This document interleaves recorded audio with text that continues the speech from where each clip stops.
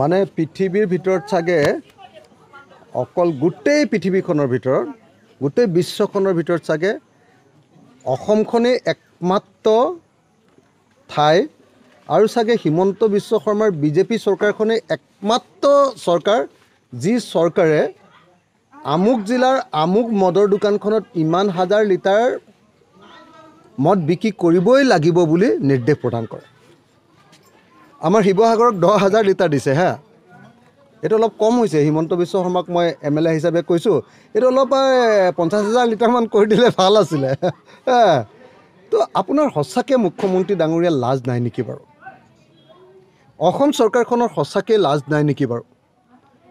তো ব্ৰিটিছবিলাকে কানি খুৱাই অসমীয়া জাতিক ধ্বংস কৰিছিলে বুলি আমি শুনিছিলোঁ, কিন্তু বিজেপি চৰকাৰে এতিয়া লক্ষ্য নিৰ্ধাৰণ কৰি দিছে যে এখন জিলাৰ এখন ৱাইন শ্বপত কিমান মদ বিক্ৰী কৰিব লাগিব তাৰ এটা তালিকা বনাই দিছে। এতিয়া প্ৰমাণ কৰে যে এই চৰকাৰখনে অসমীয়া মানুহক মদ খুৱাই পগলা কৰিব খুজিছে, মাতাল কৰিব খুজিছে, আৰু মাতাল কৰি বিজেপিয়ে তেওঁলোকৰ ধৰ্মীয় সাম্প্ৰদায়িক ৰাজনীতি মাতাল কৰি তেওঁলোকৰ লুণ্ঠন ৰাজ তেওঁলোকে চলাব খুজিছে। মই এজন বিধায়ক হিচাপে, সতীৰ্থ বিধায়ক হিচাপে অসমৰ মুখ্যমন্ত্ৰী ডাঙৰীয়াক দাবী উত্থাপন কৰিছোঁ যে মদ বিক্ৰী কৰিবৰ কাৰণে যি লক্ষ্য নিৰ্ধাৰণ কৰি দিয়াৰ যিটো ব্যৱস্থা কৰিছে এইটো অনতি বিলম্বে উঠাই দিব লাগে। অসমৰ ৰাইজে প্ৰত্যেকে এইটো কথা জনা দৰকাৰ যে কিয় মদ বিক্ৰী কৰিবৰ কাৰণে এনেকৈ লক্ষ্য নিৰ্ধাৰণ কৰি দিছে। তাৰ কাৰণটো হ'ল যে অসম চৰকাৰখনৰ হাতত টকা নাই, ৰাজহ তুলিব লাগে। 2015 চনত বিজেপি চৰকাৰ আহিয়ে অসমৰ বিশেষ ৰাজ্যৰ মৰ্যাদা কৰ্তন কৰি দিলে।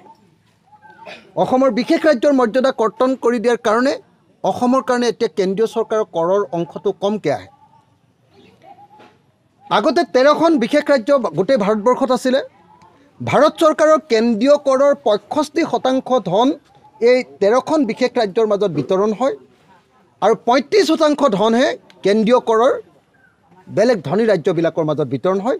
গতিকে তেতিয়া অলপ পইচা আমাৰ দুখীয়া ৰাজ্যবিলাকৰ হাতত আছিল। আমাৰ হাতত এতিয়া অকল এক্সাইজ ডিউটি আছে, আমি মদৰ ওপৰত টেক্স লগাব পাৰোঁ, আমি কেৱল ফৰেষ্টৰ ওপৰত টেক্স লগাব পাৰোঁ, ফৰেষ্ট্ৰি বালি বা শিলৰ ওপৰত টেক্স লগাব পাৰোঁ, আমি অকল ট্ৰেন্সপৰ্টেশ্যনৰ ওপৰত এই যে গাড়ীখন চলাইছে তাৰ ওপৰত ফাইন লগাব পাৰোঁ। তাৰ বাহিৰে ৰাজ্য চৰকাৰৰ হাতত কৰৰ অধিকাৰ কাটি পেলোৱাৰ কাৰণে ৰাজ্য চৰকাৰখন দেউলীয়া হৈছে, অসম দেউলীয়া হৈছে, আৰু সেইকাৰণে হিমন্ত বিশ্ব শৰ্মাই টকা ঘটিবৰ কাৰণে, ৰাজহ সংগ্ৰহ কৰিবৰ কাৰণে এনেকৈ প্ৰত্যেকখন জিলাত নিৰ্দিষ্ট পৰিমাণৰ মদ বিক্ৰী কৰিবৰ কাৰণে লক্ষ্য নিৰ্ধাৰণ কৰি দিবলগীয়া হৈছে। অকল মদ বিক্ৰী কৰি ধন ঘটাই নহয়, গাড়ীৰ ওপৰত ফাইন লগাই কিমান ধন ঘটাব পাৰি তাৰ কাৰণে, আনকি ট্ৰেক্টৰ এখনে পথাৰত হাল বাই থকাৰ পাছত উঠি অহাৰ লগে লগেও এতিয়া MVI গৈ ট্ৰেক্টৰৰ ওপৰতো টেক্স লগায়। আনকি বেটাৰী ৰিক্সা এখনৰ ওপৰত, এই যিখন কি কয় আপোনাৰ টমটম বুলি কয় গাঁওবিলাকত, আপোনাৰ বেটাৰী ৰিক্সা যিবিলাক আছে, ইলেক্ট্ৰিক যিখন ৰিক্সা, সেই ই ৰিক্সাখনৰ ওপৰতো আনকি এতিয়া অনবৰতে য'তে ত'তে থাপ্পা মাৰি তেওঁলোককো পইচা ভৰায়।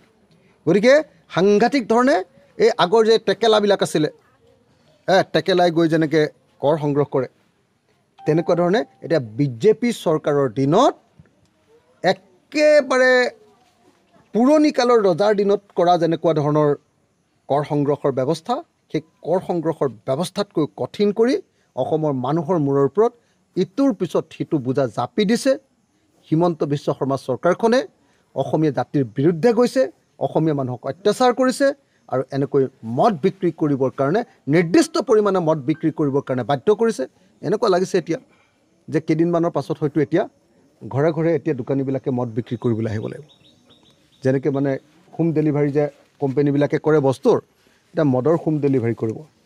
আৰু কেইদিনমানৰ পাছত হয়তো এনেকুৱাও হ'ব যে লোনতো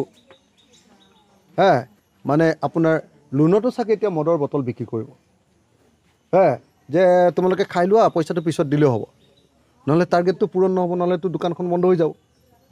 গতিকে পৰিস্থিতি এনেকুৱা ভয়াৱহ অৱস্থালৈ লৈ গৈছে এই চৰকাৰখনে যে অসমীয়া মানুহক তেওঁলোকে মাৰি পেলাব খুজিছে, অসমীয়া মানুহক তেওঁলোকে খতম কৰি দিব খুজিছে, অসমীয়া মানুহক তেওঁলোকে দুৰ্বল কৰি দিব খুজিছে, অসমীয়া মানুহক তেওঁলোকৰ সকলো কনচাইন্স নাইকিয়া কৰি দিব খুজিছে।